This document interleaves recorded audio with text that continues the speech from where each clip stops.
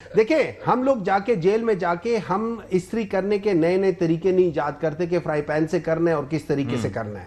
عفنان صاحب لگ رہا ہے کہ یہ چل پائیں گے یا جس طریقے سے تحفظات سامنے آ رہے ہیں واٹس یور تھاٹ کہ اس کے اندر یہ آگے بڑھ پائیں گے جے یو آئی کے ساتھ, کیونکہ کامران صاحب نے کافی کھل کے یہ باتیں کی ہیں تحفظات سے متعلق.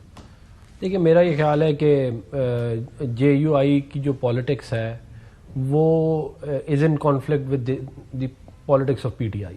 یہ اس کی وجہ یہ ہے کہ وہ اسلامی تشخص اور لیکن آپ سوچیں کہ کنفلکٹ ہے لیکن کچھ سوچ کے ہی وہ 26th امینڈمنٹ کے بعد جب آپ you guys were very close اور اس کے بعد وہ آپ کا در چھوڑ کے پھر ان کے پاس گئے, مطلب there has to be something نا, کوئی مسئلہ ہوگا تبھی گئے نا. ہاں ٹھیک کہہ رہے ہیں آپ. ہماری یہ ضرور خواہش ہے کہ مولانا فضل الرحمان صاحب ہمارے ساتھ ہی رہیں, اور انہوں نے ایک بڑی زبردست کیمپین چلا کے پی ڈی ایم کے جب وہ لیڈر تھے اور اس ملک سے کیا کہتے ہیں ان کی حکومت کا خاتمہ کا سہرا ان کے سر جاتا ہے, اس میں کوئی شک نہیں ہے.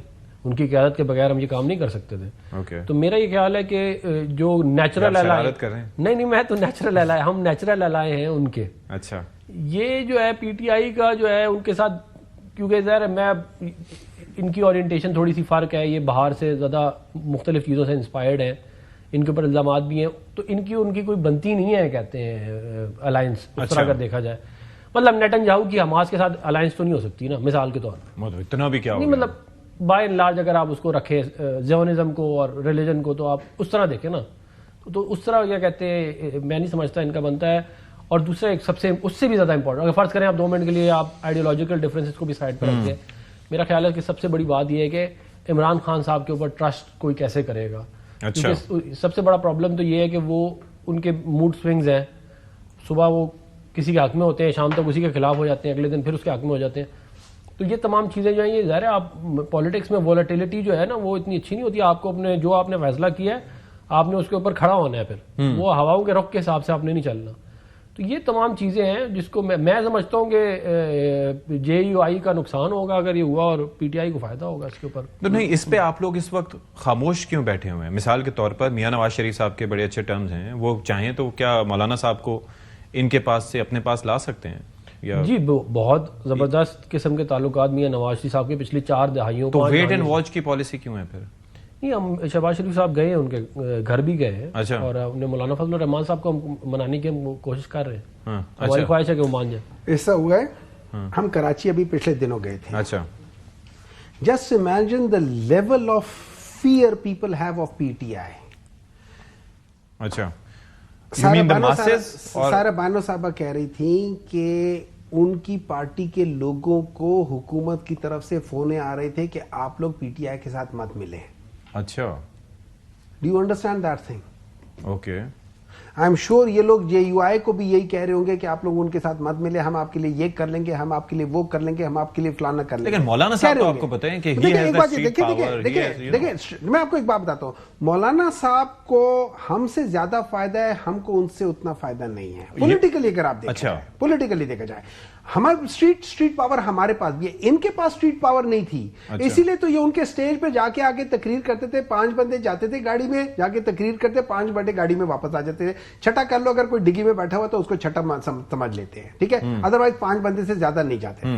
مولانا صاحب کا اتجاہ ہے کیا, انہوں نے کہا کہ ان لوگوں نے ہمیں یوز کیا, and this is what they do, this is their profession, they are professionally users. They have used میں آپ کو بتا دیتا ہوں 1985 سے لے کے آج تک دیکھ لیں, they have used this country. But I can't seem to imagine the scenario کہ جہاں پر کوئی کنٹینر ہو اور کوئی جلسہ ہو رہا ہو اور وہاں پر علی امین گنڈا پور صاحب اور مولانا فضل الرحمان صاحب ایک ساتھ ہوں. سن لے دیکھیں میں اس بات سے ایگری کرتا ہوں, اور میں اوپنلی کہتا ہوں ہمارا اور جے یو آئی کا جو کیا کہہ سکتے ہیں اسے آئیڈیولوجیکل جو ڈفرنس ہے وہ ہے, لیکن ہمارا اتنا بڑا آئیڈیولوجیکل ڈفرنس نہیں ہے جتنا ان کا اور پیپلز پارٹی کا ہے. ان کا اور پیپلز پارٹی کا اتنا بڑا آئیڈیولوجیکل ڈفرنس ہے کہ ان لوگوں نے ایک دوسرے کے جو لیڈرشپ کی جو عورتیں تھیں ان کو بھی نہیں چھوڑا کبھی. ہم تو ایک دوسرے کو کہا, اگر ہم نے مولانا صاحب کو برا بھلا کہا ہے تو مولانا صاحب نے بھی ہمیں کوئی سویٹیں نہیں کھلائی, انہوں نے بھی ہمیں برا بھلا کہا ہے. لیکن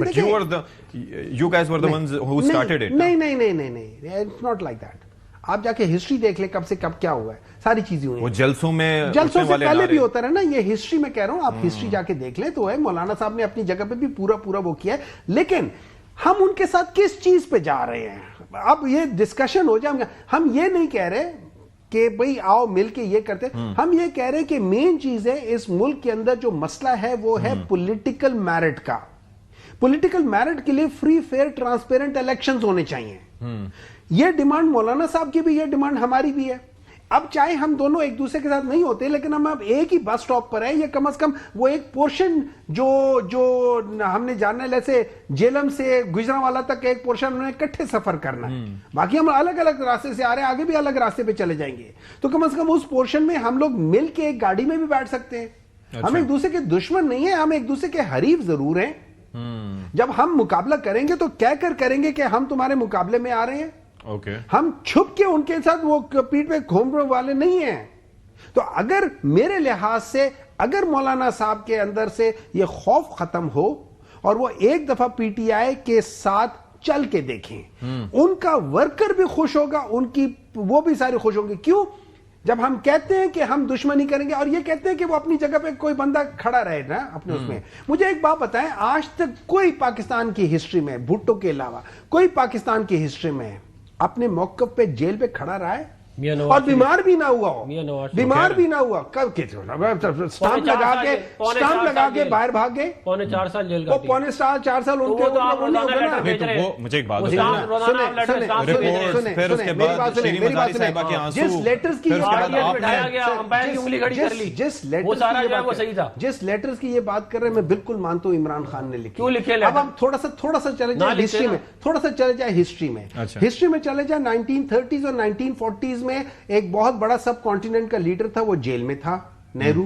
اس نے جیل سے خط لکھے.